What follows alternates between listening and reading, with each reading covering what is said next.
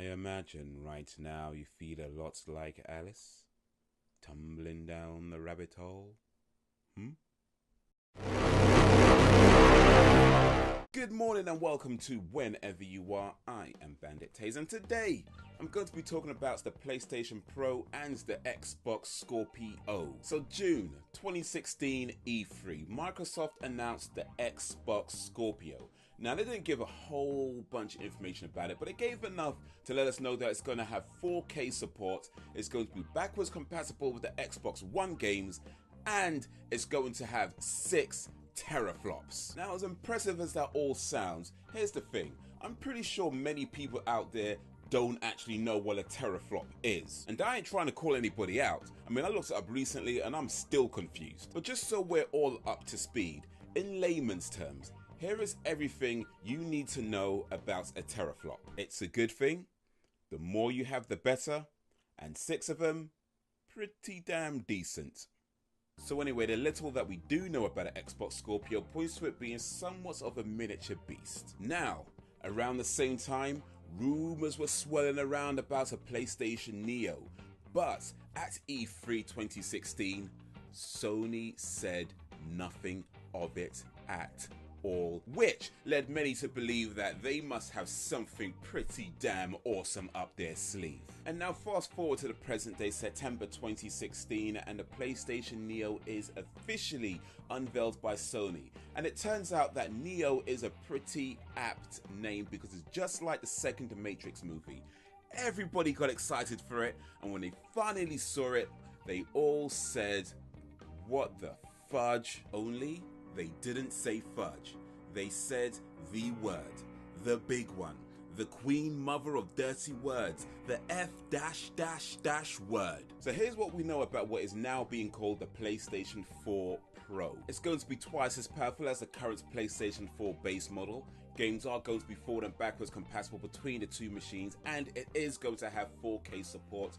However, it is not going to support 4K Blu-ray movies, which is an odd decision to say the least. Now, I've been to a few board meetings in my time. They are pretty boring affairs, but I would have loved to be in a boardroom at Sony when somebody made the suggestion to not support their own patent in their own device. Because you know what probably happened is that they're all sitting around the boardroom trying to brainstorm ideas, trying to come up with the next cool thing that they can do, and then it was the guy who normally gets a coffee, he's handing out a coffee and he starts to think to himself, you know what, this is my chance. This is my chance to say something. He starts to feel a bit brave. This is my chance to say something. And he stands up firm, stands up straight and tall, and he says, I have an idea.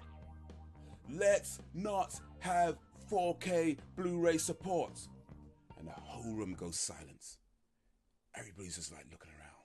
What did he just say? Yeah, what he just said. Was that a good idea? I don't know. What did he just say?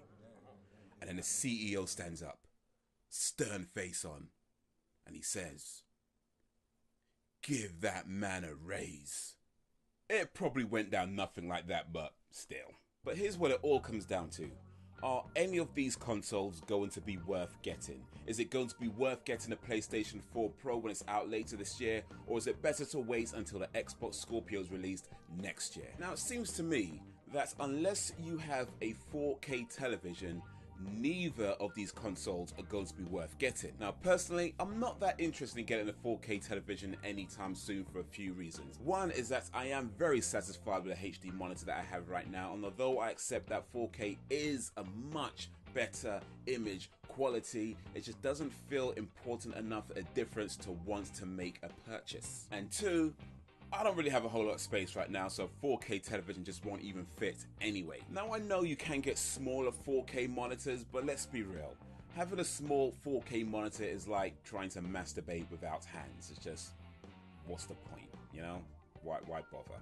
Now, they have actually said that you don't need a 4K television in order to experience some of the improved graphical fidelity that the PlayStation 4 Pro has to offer. So even on your old raggedy HD TV, you should still see, at least in some cases, a slight advancement in graphics over the PlayStation 4. But is that difference going to be worth $400 or £350? Almost certainly not. So if you don't have a 4K television, then the only possible advantage that the PlayStation 4 Pro might really present is PlayStation VR, and that's of course assuming you're even interested in PlayStation VR. Now I say possible advantage because the PlayStation 4 Pro is supposed to offer an improved PlayStation VR experience. However, everything we've seen so far, the PlayStation VR has been running on a regular PlayStation 4, and as best as anybody can tell, it seems to be running just fine. So any advantages may only be very slight, if any at all. Now, if you do have a 4K television or plan on getting one, then it stands to reason that you'll probably want a 4K device to use it on. And between what we know of the PlayStation 4 Pro and the Xbox Scorpio, I think the Xbox Scorpio is going to be a better choice. I mean, if you're going to spend the money, then you may as well get something that does 4K Blu-ray as well. That being said, the Xbox Scorpio price hasn't actually been announced yet, and it may end up being ridiculously expensive, and if it is, then yeah, you may as well get a PlayStation 4 Pro. But, and a big but, and I cannot lie, lest we forget, these are mid-generation upgrades. They are not the next generation of home gaming consoles. These are effectively the side chick of the gaming consoles. Now here's what you gotta know about a side chick. See, when you've been with your main chick for a little while, things start to feel a little bit samey, a little bit routine. Along comes this other chick who's offering something just a little bit different. Now, a little bit different seems like a whole lot when it's being offered, so yeah, your eyes might linger longer than they should, but if you let that temptation take over and you go for it, most of the time, you're gonna realize that she ain't that interesting. She's just a little bit different. And then your main chick finds out, you get into an argument, you break up, she kicks you out the house, got no job, got no money, have to move back in with your parents and sleep in some shitty tiny ass bedroom.